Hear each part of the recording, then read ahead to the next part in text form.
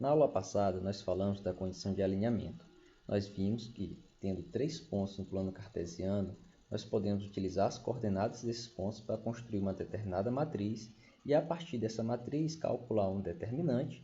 E, se esse determinante for igual a zero, então nós conseguimos concluir que os pontos A, B e C estão alinhados.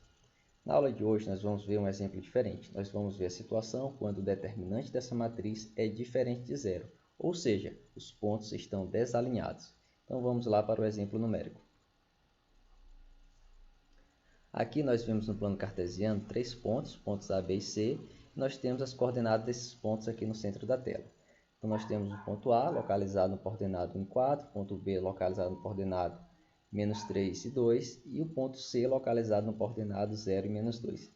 Bom, primeiro passo, o que a gente vai fazer? A gente vai construir a matriz com essas localizações dos pares ordenados. Então, vamos lá. A gente vai tirar os parênteses, vai tirar as vírgulas e, é claro, separar os valores de x e y. Da seguinte forma, nós vamos colocar como terceira coluna, né, os valores, todos os valores sendo iguais a 1. Bom, e aí a gente viu na aula passada que a gente precisa calcular o determinante. Para calcular o determinante, a gente vai fazer a seguinte estratégia. A gente vai repetir a primeira e segunda coluna no lado direito. Logo em seguida, a gente vai realizar as multiplicações, né, no sentido da diagonal principal, mantendo o sinal do resultado da operação, e vamos realizar as multiplicações no sentido da diagonal secundária e inverter o sinal do produto dessas operações. Então, vamos lá.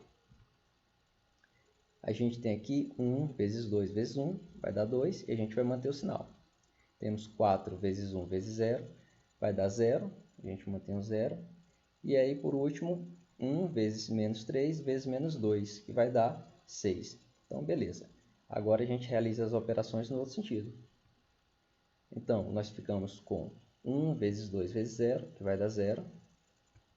Ficamos com, agora, 1 vezes 1 vezes menos 2, que dá menos 2, só que como nós temos que inverter o sinal, então o resultado que era menos 2, ele vai ficar como mais 2.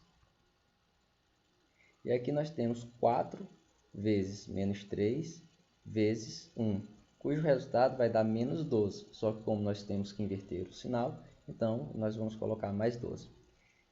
Então, chegando nesse ponto aqui, você vai realizar o somatório desses valores, né? Vai somar o 2 com 12, mais 2, mais 6.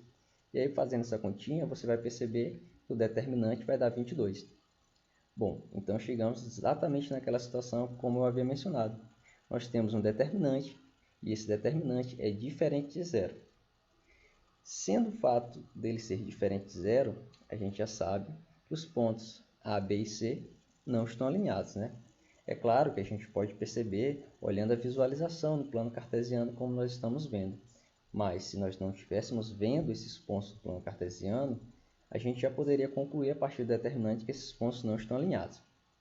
Bom, mas esse 22 do determinante, o que ele representa para a gente? Para que ele vai servir? Se você for avaliar o significado desse determinante, você vai perceber o seguinte, que esse determinante ele tem a ver com a área do triângulo formado a partir dos pontos A, B e C. Como assim, professor? Olha só, a partir dessa fórmula que eu vou mostrar aqui para vocês, é possível calcular a área do triângulo formado por esses pontos. Então, aqui nós temos, já que os pontos A, B e C não estão alinhados, então é possível formar um triângulo, né, que pegue esses 3 pontos, utilizando eles como vértices do triângulo. E nós podemos utilizar como fórmula, para calcular a área desse triângulo, a seguinte fórmula. A área do triângulo é igual a 1 sobre 2 vezes o módulo do determinante. Então, uma fórmula fácil assim. Então, vamos lá tentar calcular a área desse triângulo formado pelos pontos A, B e C. Considerando que a fórmula é a área, né, da área corresponde a 1 sobre 2 vezes o módulo determinante, então nós temos que a área desse triângulo é 1 sobre 2 vezes o módulo de 22. E a gente sabe que o módulo de 22 continua sendo 22, então 22 dividido por 2, a gente tem como resultado o valor 11. Então quer dizer que esse triângulo do nosso exemplo, ele tem como área 11 unidades de área. Se o nosso plano cartesiano, por exemplo, estiver com suas divisões em unidades de centímetro, então nós teríamos 11 centímetros ao quadrado, né?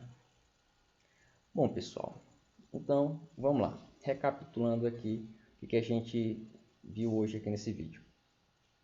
Nós temos que o triângulo ABC, certo? Ele é possível a gente encontrar a área desse triângulo a partir do valor do determinante, que a gente construiu, que nós já aprendemos lá na aula passada sobre a condição de alinhamento.